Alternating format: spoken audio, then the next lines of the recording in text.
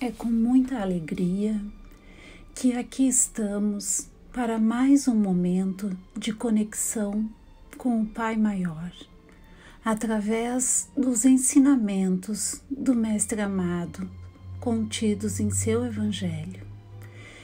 Então, elevemos os nossos pensamentos a Deus, a Jesus, em atitude de gratidão pela oportunidade de nos reunirmos, mesmo que remotamente, com o objetivo de levar a luz do Evangelho a todos os lares, pois sabemos que somente o Mestre é o caminho para o amor e para a paz que tanto almejamos.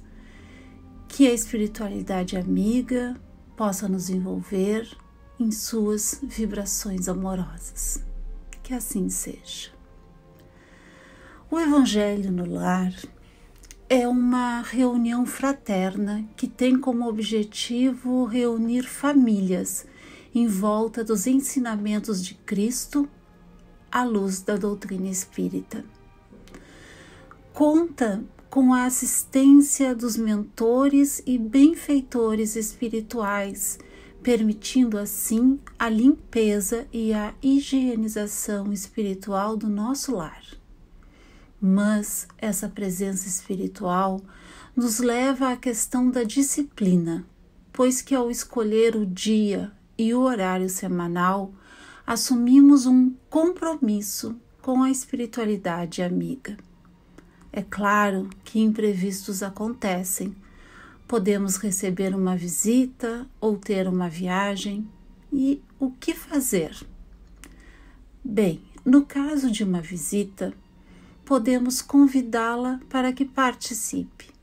Se for uma viagem, nos conectemos de onde estivermos e realizemos o nosso Evangelho normalmente. O culto do Evangelho no Lar é luz, luz que dissipa as sombras, é abrir as portas ao Divino Mestre, é trazer paz, esperança e harmonia para o templo familiar. Emmanuel, no livro Luz no Lar, nos afirma: dentro desse paraíso que alguns já estão edificando a benefício deles e dos outros, o estímulo é cântico incessante, a bondade é fonte inexaurível de paz e entendimento, a gentileza é a inspiração de todas as horas, o sorriso é a senha de cada um, e a palavra permanece revestida de luz, vinculado ao amor que o amigo celeste nos legou.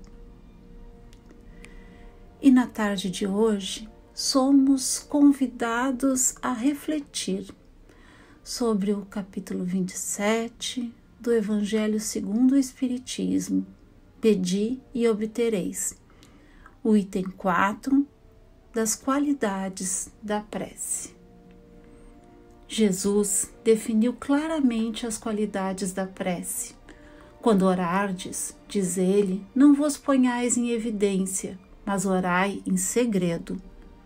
Não afeteis orar muito, pois não é pela multiplicidade das palavras que sereis escutados, mas pela sinceridade delas. Antes de orardes, se tiverdes qualquer coisa contra alguém, perdoai-lhe, visto que a prece não pode ser agradável a Deus, se não parte de um coração purificado de todo sentimento contrário à caridade. Orai, enfim, com humildade, como publicano, e não com orgulho, como fariseu. Examinai os vossos defeitos e não as vossas qualidades, se vos comparardes aos outros. Procurai o que há de mal em vós.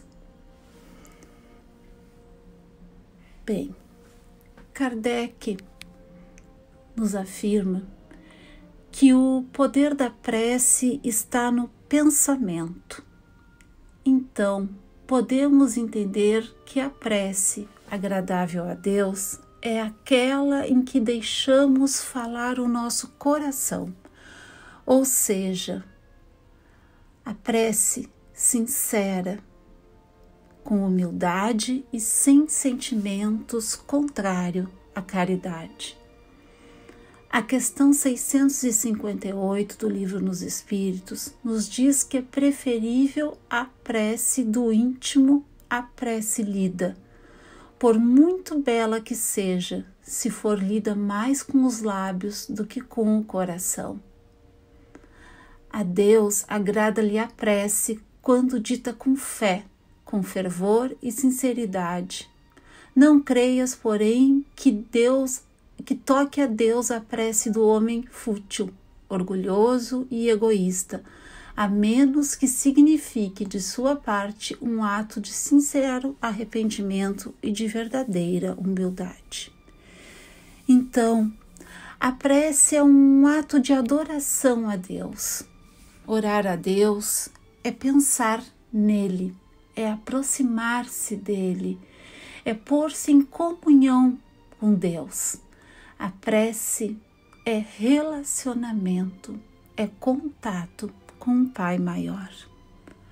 Alguns questionam a eficácia da prece porque não foi-lhes concedido o que pediram.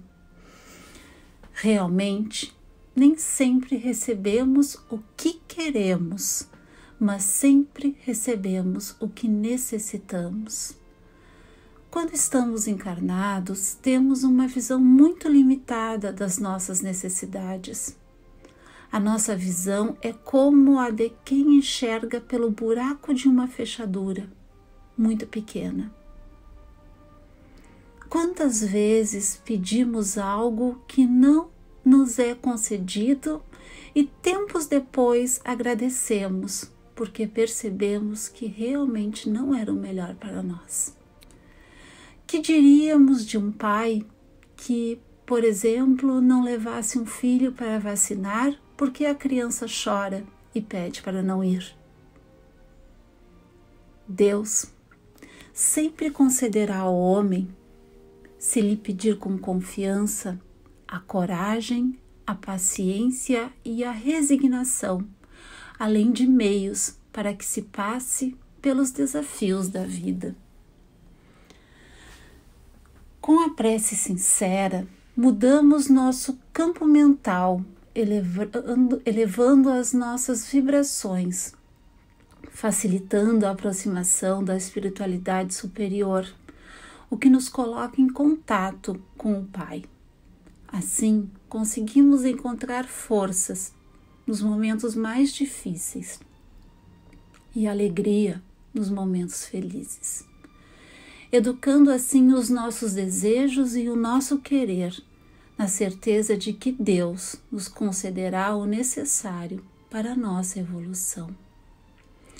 O hábito de orar é de valor inestimável e deve ser exercido diariamente, pois tem o poder de criar um campo de forças positivas ao redor de quem ora.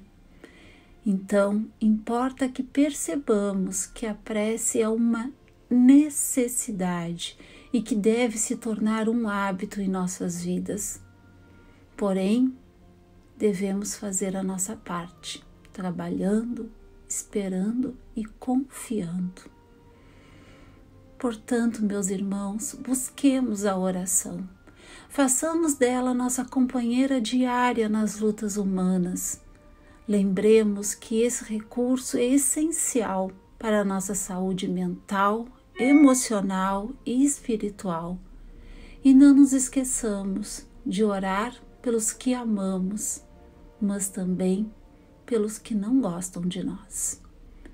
Que a paz e o amor do Mestre Jesus permaneça em nossos corações, hoje e sempre. Que assim seja.